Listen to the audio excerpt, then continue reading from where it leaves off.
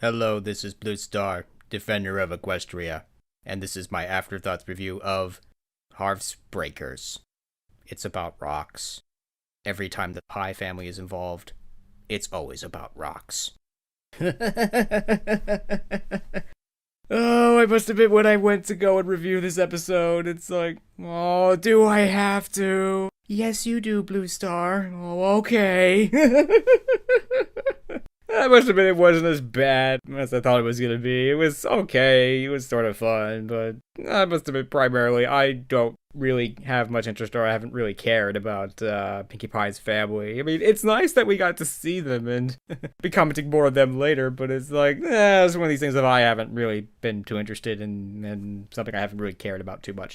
So I wasn't exactly thrilled by this. But yeah, I mean, overall, I still don't really like this episode. It's definitely a bummer in some ways, because, I mean, it's like Applejack makes a mistake that she really shouldn't have. But the thing with this is that this is the primary lesson that they're trying to teach, that you shouldn't try to impose your traditions onto somebody else, and that you should try to understand their traditions, because there's almost always a reason why they have these traditions to begin with, and you should try to understand why they have these traditions, and then help to teach them your traditions, and then you can be just one big happy family. So Applejack has to make this mistake. She has to impose her traditions upon the Pie family, even though she knows that she really shouldn't. And unfortunately, that often happens, is sometimes we'll do something, but we really know we shouldn't and everything. But we do it anyway, so, oh dear. Yeah, so I could understand a lot of people not being happy about that, but, it sort of reminds me of, like, Celestia and Canterlot wedding. She has to fail.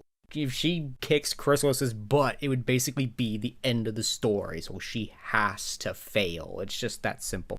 And then the same way here, Applejack has to fail to teach this lesson. And it's one of these cases of, it's like, don't act this way. See how much of a jerk Applejack was? Don't act this way. It's sort of what it's meaning. But the good news is that, Applejack quickly does realize the lesson and everything. But that's my other criticism of this episode. It's very blunt in some ways. It is a children's show, and often they have a character say, this is literally the lesson that we needed to learn, blah, blah, blah, blah, blah. But here it's felt, there's definitely no subtlety here. And of course, they only figure this out after they get on the train. Granny Smith actually goes and finds out why Holder's boulder is so important to them. It's like, well, shouldn't you have realized that before? But again, they had to fail this way in order to teach this lesson, so yeah. So yeah, I'm still not a fan of this episode. It's okay, it's not great, but it's alright and everything. I mean, it was definitely another one of these episodes where there were things going on in the background that were far more interesting than the actual story. Like, we got to learn a little bit more about Hearth's Warming Eve and the traditions that surround it and why these traditions are there, which I kind of liked, because this is obviously supposed to be a ripoff of Christmas and everything, but obviously this is not Christmas. It can't be. So they're and like a lot of things, they're ponifying this, but I like the fact that they're explaining as to why they do certain things, and that's cool, and I like that.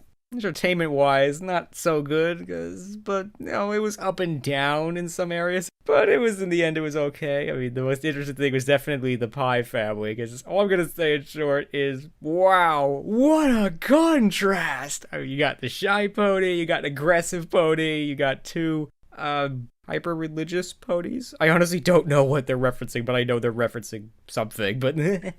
And of course, Pinkie Pie and Maud, it's like, wow, what a contrast. You, in a way, never think that all these ponies were part of the same family, because they're just so different.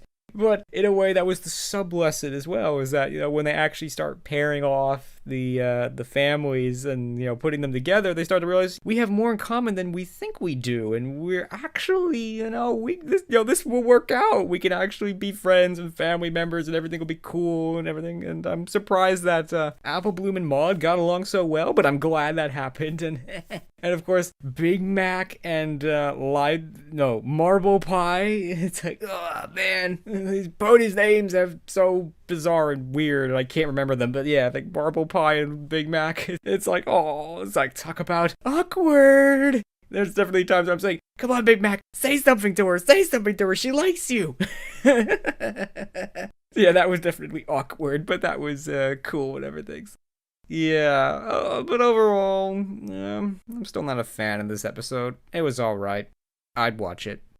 I guess it was sort of successful in trying to teach the lesson that it was trying to teach, but I'm still not a fan of this one, and I don't think I will be, because it's just, in some cases, it's just difficult. And it's like, come on, Applejack, and everything. That just seems to be Applejack's thing. She always gets pegged with making the obvious mistake that she probably shouldn't make.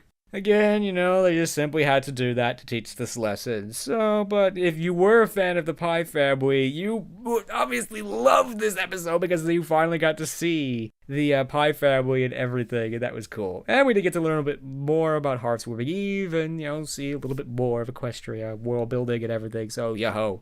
So, I guess that is the end of my Afterthoughts review of Hearthbreakers. This is Blue Star. Stay strong and pony on. Blue Star out.